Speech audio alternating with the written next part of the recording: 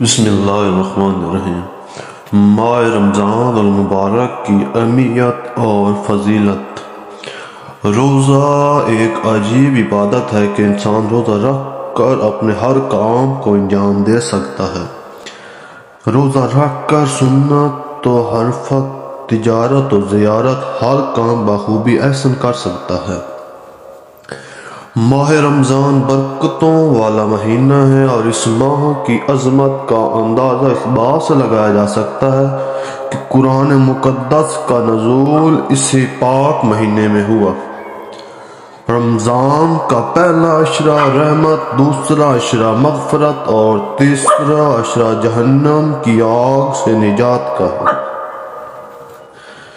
جب رمضان المبارک کا چاند نظر آتا تو آپ صلی اللہ علیہ وآلہ وسلم فرماتے تھے کہ یہ چاند خیر و برکت کا ہے، یہ چاند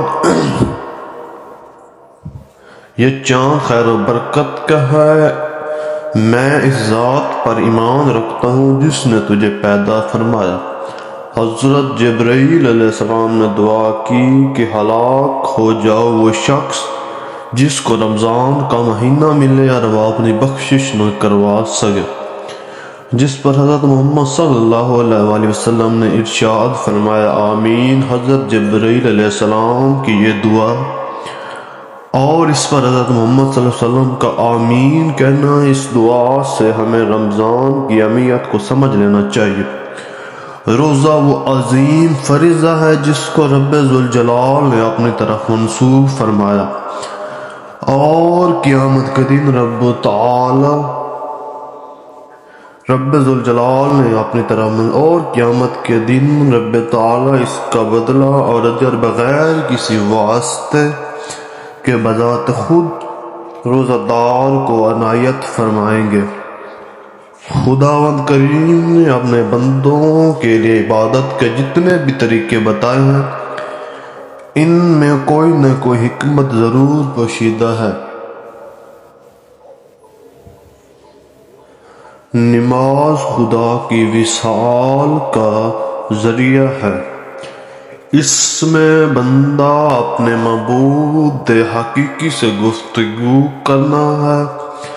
پانی روزہ بھی خدا تعالیٰ سے لو لگانے کا ایک ذریعہ ہے۔ حدیث مبارکہ میں ہے کہ رمضان شہر اللہ، رمضان اللہ تعالیٰ کا مہینہ ہے، جس سے پتہ چلتا ہے کہ اس مبارک مہینے سے رب ذوالجلال کا خصوصی تعلق ہے۔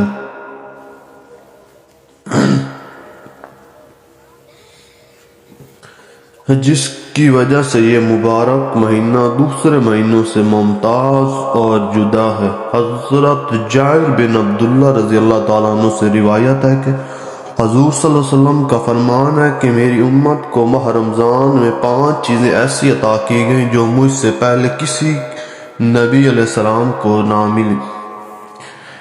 پہلی یہ کہ جب رمضان المبارک کی پہلی رات ہوتی ہے تو اللہ تعالیٰ ان کی طرف رحمت کی نظر فرماتا ہے اور جس کی طرف اللہ تعالیٰ نظر رحمت فرمائے اسے کبھی بھی عذاب نہ دے گا۔ دوسری یہ کہ شام کے وقت ان کے منہ کی جو بھوک کی وجہ سے ہوتی ہے اللہ تعالیٰ کے نزدیک مشک کی خوشبو سے بھی بہتر ہے۔ تیسرے یہ کہ فرشتے ہر رات اور دن ان کے لیے مغفرت کی دعائیں کرتے رہتے ہیں۔ چوتھی یہ کہ اللہ تعالیٰ جنت کو حکم دیتے ہوئے ارشاد فرماتا ہے میرے نیک بندوں کے لیے میزان ہو جاؤ، ان قریب وہ دنیا کی مشقت سے میرے گھر اور کرم میں راحت پائیں گے۔ پانچواں یہ کہ جب ماہ رمضان کی آخری رات آتی ہے تو اللہ تعالیٰ سب کو مغفرت فرما دیتا ہے۔ رمضان کے اس مبارک ماہ کے ان تمام فضیلتوں کو دیکھتے ہوئے مسلمانوں کو اس مہینے میں عبادت کا خاص اہتمام کرنا چاہیے اور کوئی لمحہ ضائع اور بیکار جانے نہیں دینا چاہیے۔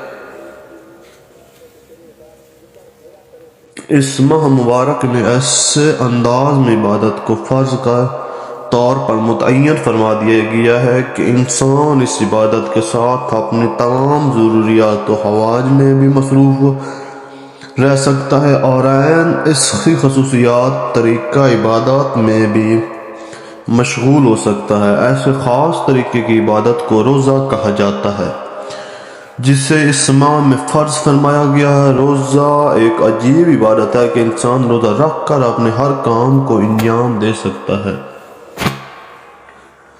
اور پھر بڑی بات یہ کہ ان کاموں میں مشغول ہونے کے وقت بھی روزے کی عبادت روزہ دار سے بے تکلف خود بخود صادر ہوتی رہتی ہے، اور اس کو عبادت میں مشغول کا ثواب ملتا رہتا ہے۔ ماشاءاللہ۔